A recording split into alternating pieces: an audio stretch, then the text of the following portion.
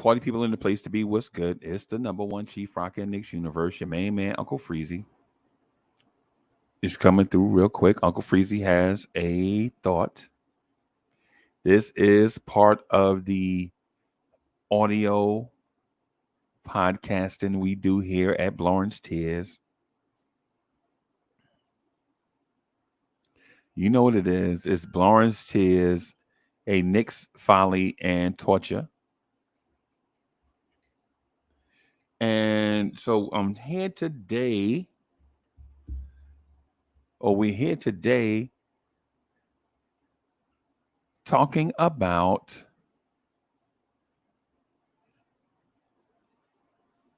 where we are. Or the better question is, where are we? Where are we as an organization and as a franchise? And so as we do the weekly or the bi-weekly um come kicking it weekly or bi-weekly on the podcasting platform, it puzzled me when I wanted to speak to a specific topic or provide an update. I had no idea. I had no idea what to talk with you about because clear there was no thing to get excited about, right? Hitting Murphy in the building, bro. You got to come up here on one of these things, one of these times. Hitting Murphy, that's my guy. B baller for real. Ed Winning, what's good, man? D Hall, what's good, y'all? I spoke with Coach Malpica last night about what topic to do, and both of us were dumbfounded. We were legit in a place where we didn't have a speaking point, a talking point that was not the everyday point. King Aunt G is in the building.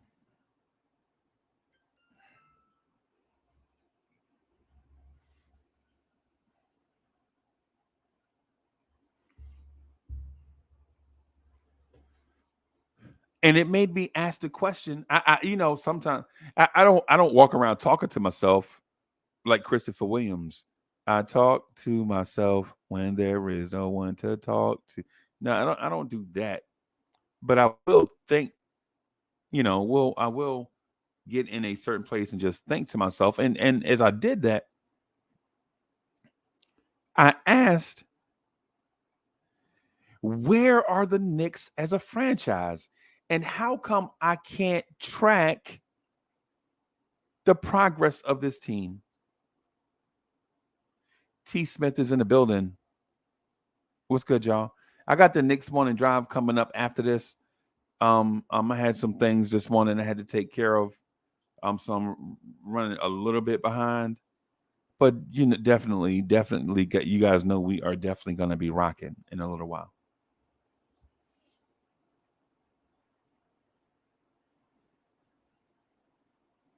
But as I prepared for this, and I prepared for days for this moment, and now that this moment is here, I don't have a clear answer for this one question that boggles my mind when it comes to our Knicks. And that question is, where are we?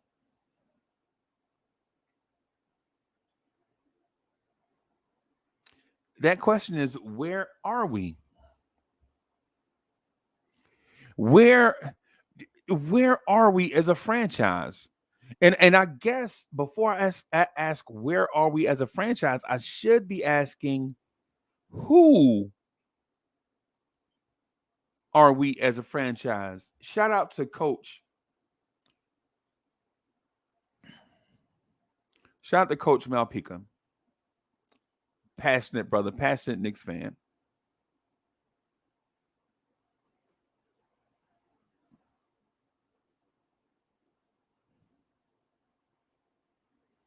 So I'm asking, who are we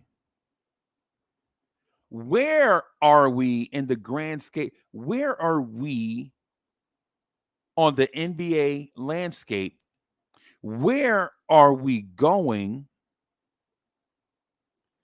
Do we have the tools to get where we are going? And then there is the question,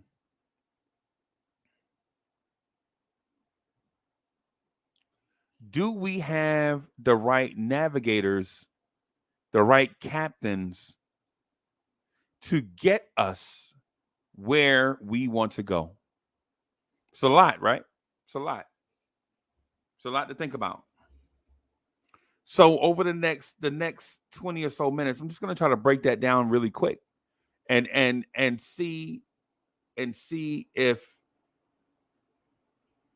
we have any answers for the questions that we ask. Are these questions legitimate? And if we don't have a clear direction, how do we recalibrate?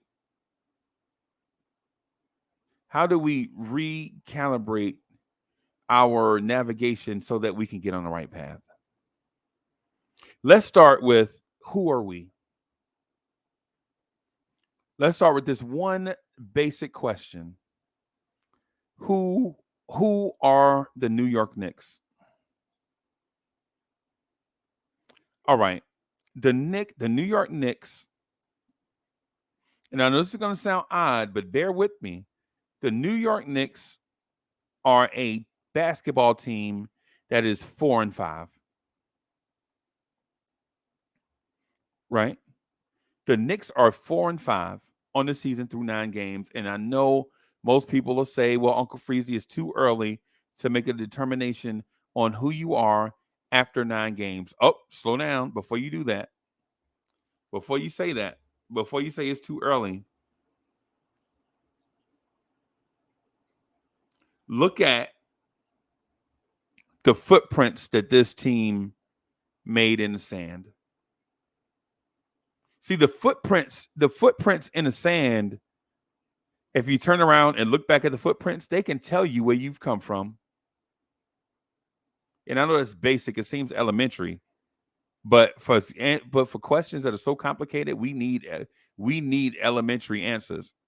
For a question so complicated, you need to get basic. Break it down. All right. Let me share this.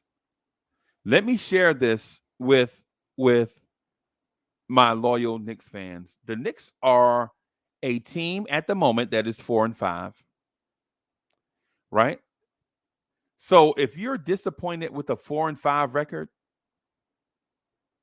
let's break down the 5 losses. The New York Knicks lost to the Milwaukee Bucks. They're the number 1 team in the Eastern Conference. They have not lost a game through 9 games. The Milwaukee Bucks are 9-0. The New York Knicks also lost to the Cleveland Cavaliers. The Cleveland Cavaliers are 2nd in the Eastern Conference as of today with an 8-1 record. The New York Knicks lost to the 3rd best team in the Eastern Conference, the Boston Celtics, and that Boston Celtics team is 6-3. The Knicks also lost to the 4th best team in the Eastern Conference, the Atlanta Hawks. The Atlanta Hawks are 6-3. The New York Knicks lost to the 3rd best team in the Western Conference, the Memphis Grizzlies. They are 7-3. So of all the losses the Knicks have, all 5 of them, the Knicks have not lost to a team worse than 4th in their conference. The Knicks lost to the 1st, 2nd, 3rd, and 4th best team in their conference, and they lost to the 3rd best team in the Western Conference. That's telling. That's very telling. That's very telling. That either lets me know that the Knicks are a very competitive team that is just not a top 4 seed, or that the Knicks beginning of the schedule was really tough. And I could say it was both. Right?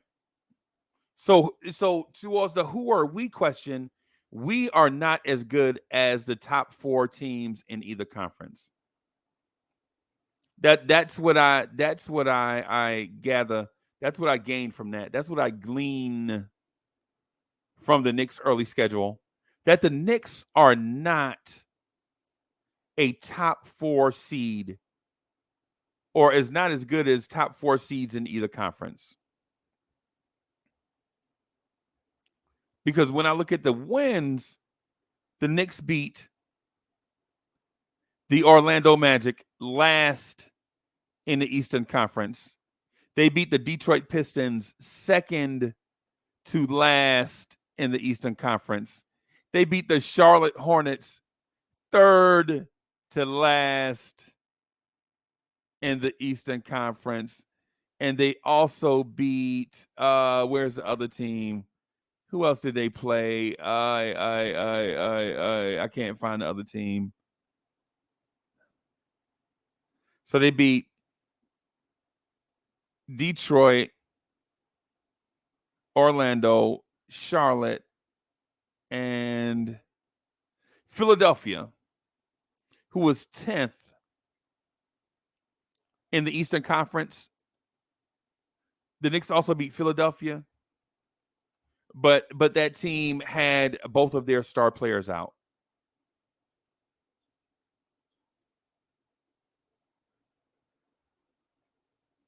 Right? So who are we? So if we dominate the lesser teams in the conference and we lose to the major players in the Eastern Conference and Western Conference, because we lost to Memphis, does that mean the New York Knicks are a middle of the road team?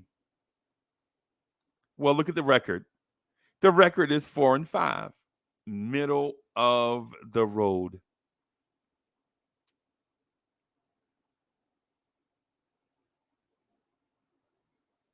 So if I ask again after 9 games, who are we? We look like the team that is devoid of something, because that something prevents us from beating the big teams, but we have a little something that helps us fend off the worst, the teams that are more bad off than us, the bad teams. So just on a surface level, the Knicks look like a mediocre team. Vanilla ice cream, a ham sandwich. It's what we look like just after 9 games.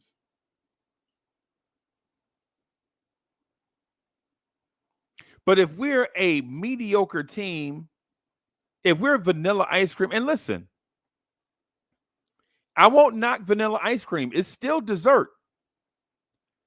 Vanilla ice cream is dessert, right? It's just not apple pie a la mode. You feel me? It's just not strawberries and cream. You get where I'm going with this? Vanilla ice cream is dessert, but it's a base level dessert. And see, the Knicks are, you could say, a ham sandwich. The Knicks right now are a ham sandwich. It's not, and so a ham sandwich is sustenance, but it's not like that sizzling steak coming to your table medium rare with broccoli or asparagus, some type of truffle butter. It's not that. It's just a ham sandwich. It's still food. It's still food, and it's better than going hungry, but it's not that sizzling steak like the Milwaukee Bucks.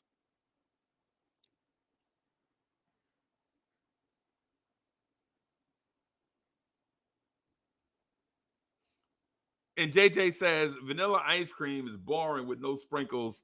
Yes, that is where we are right now. The Knicks are vanilla ice cream. Hey, Felicia Cruz is in the building. East Blue Drew, I see you. David L, JJ, all the rockers are in the building. All our people are in the building checking out this audio recording. We're going to add this to all the audio platforms out there so that we can continue to grow the Lawrence Tears family across the world. Shout out to y'all. East Blue Drew says Uncle Freeze's got me hungry.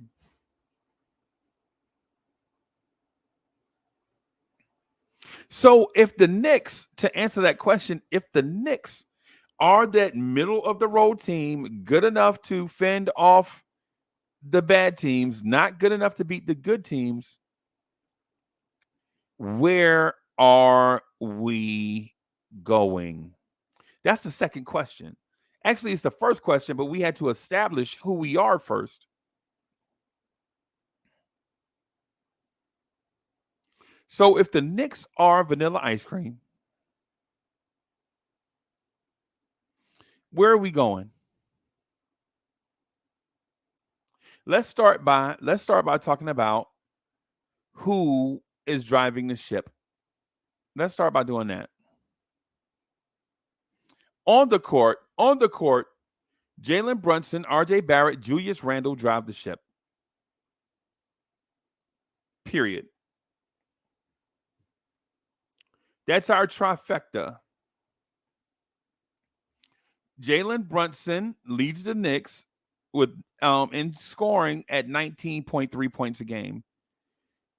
He's in a virtual tie with RJ Barrett at 19.3, but I think Brunson may have like one more point than RJ Barrett on the season or something crazy. Julius Randle is third on the team in scoring at 18.9. Right now, the Knicks don't have a 20-point scorer, a double-digit rebounder, nor a double-digit assist person. Why is that important? Why is that important? It's important because you have to be able to impact the game in multiple ways, not just scoring the basketball.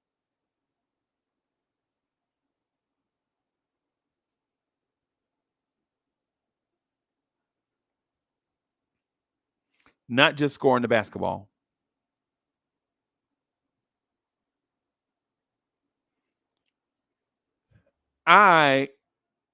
From a fan's perspective, not being neutral right now, from a fan's perspective,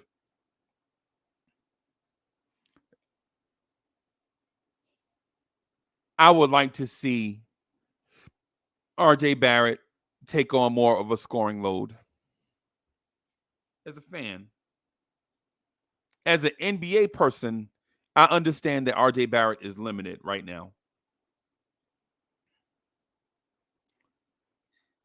Right? So you heard the tally. You heard the tally, right? You heard the tally. Brunson at 19.3, RJ at 19.3, Julius at 18.9. Julius is averaging 9 rebounds. Both of those totals will increase. I'm not concerned about Randle. Randle's averaging 3.3 assists. RJ Barrett is averaging 2.7 assists. That in its own right. Julius Randle's turnovers are down. Julius Randle generally averages about 3 or so, 3.5. Right now it's 2.9. That's impressive.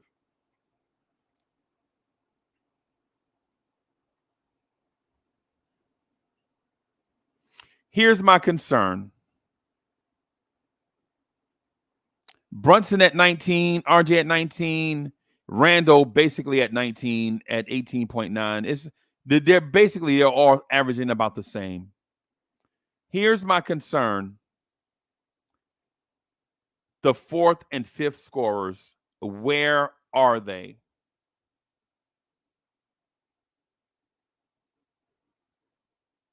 Where are the fourth and fifth scorers? I'm going to call them out based on their averages. Obi Toppin is at 10. Evan Fournier is basically at 9. Hartenstein is at 8. Quickly is at 8, basically. Reddish is at 8, basically. Here's the conundrum. Here's the conundrum. Here's why we have a problem. If you have no 20-point scorers in your starting lineup,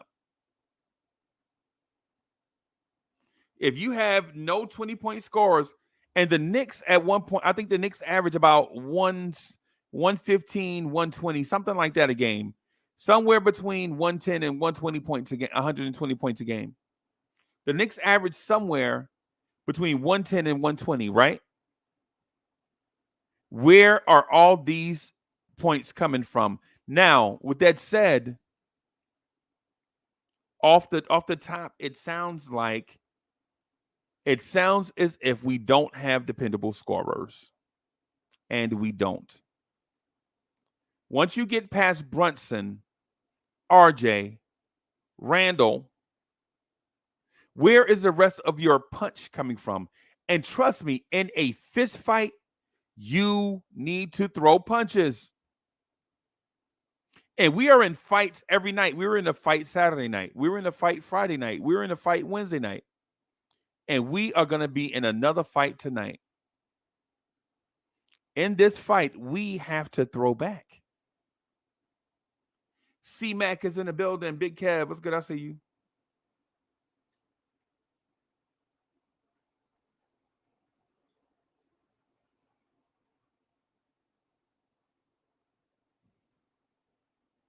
Because quite honestly, when you don't have the scoring punch off the bench from a guy, from a bucket getter, you know what that leaves you when you don't have a certified walking bucket. You know what that leaves you. That means you have to run your offense, cycle through, take what the defense give you, read and react, blah, blah, blah. But what if the defense doesn't give you anything? Then what? Then what? Questions that need to be answered. And quite frankly, I think we're in this weird space because Immanuel Quickley's shot is not going. I'm not going to say Immanuel Quickley is the most important player on the team. That's not what I'm saying. Chat, look at me. Look at Uncle Freezy in the eyes. I'm not saying Quickley's the most important person, but we need somebody off the bench. We need a hero, right? Being unselfish is one thing, but at some points, you need hero ball. You need a guy to come in to get you 6 straight points. You need a guy to come in to knock down shots when others' shots are not going. We need a playmaker.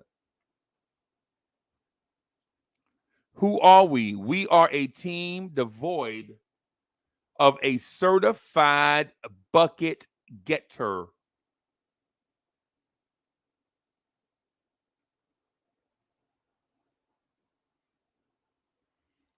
We need a certified bucket getter. Who are we? We are a team that plays team basketball and play for each other, but don't have the certified bucket getter. And quite frankly, I'm putting out an APB for Immanuel Quickley. And for those that don't know what APB means, it means all peanut butter. No, I'm just joking. It means all points bulletin. Immanuel Quickley, where is your offense?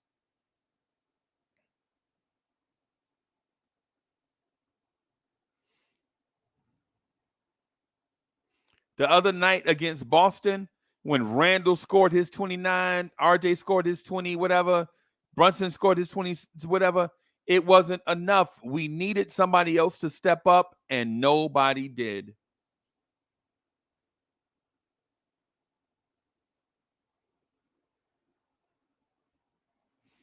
Nobody did. Who are we? We are a team short on pieces. We have enough to beat the bottom feeders, not enough to threaten the alpha dogs in the NBA. King Ribbies, does that sound right? Do we have enough weaponry to challenge the alpha dogs in the NBA? Somebody tell me, somebody in the chat, do we have enough to challenge the alpha dogs in the NBA?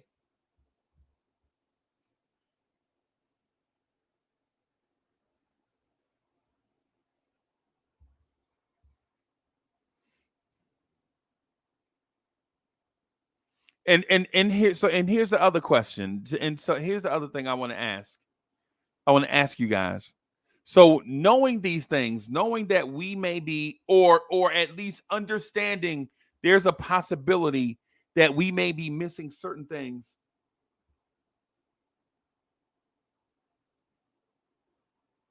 Do you now look at maybe changing or shifting importance? Is winning today more important than winning in the future? Who are we? Is winning today or trying to win today more important than having a better shot at winning in the future? Who are we? Can we win today with this team?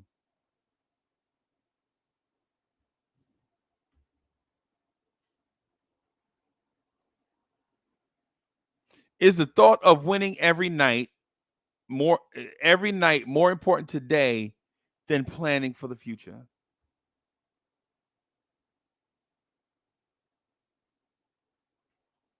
Should we take the route of Oklahoma City Thunder and play for the future? Should we take the route of a Orlando Magic, play for the future?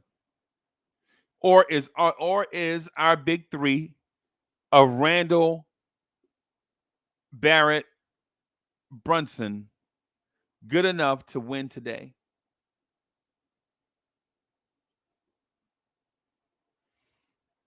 It's something to consider. So if you're listening to this on the audio podcast, if you're listening to this on Apple Podcasts, Spotify, Google Podcasts, Amazon Music, iHeartRadio, Player FM, consider joining the family on YouTube. Go to YouTube/C/Blorence Tears. You'll find the Blorence Tears family here waiting on you. Come on in, subscribe to the channel, smash the like buttons. Trust me, the crew in here, Coach Malpica, Greeny from LI, Kendall Rivera, Free Keith, Ghetto Intellect, C-Mac, Bodega Wi-Fi, JJ, East Blue Drew, Kerry Cox, and Sherwin, and others. Trust me, they will welcome you with open arms.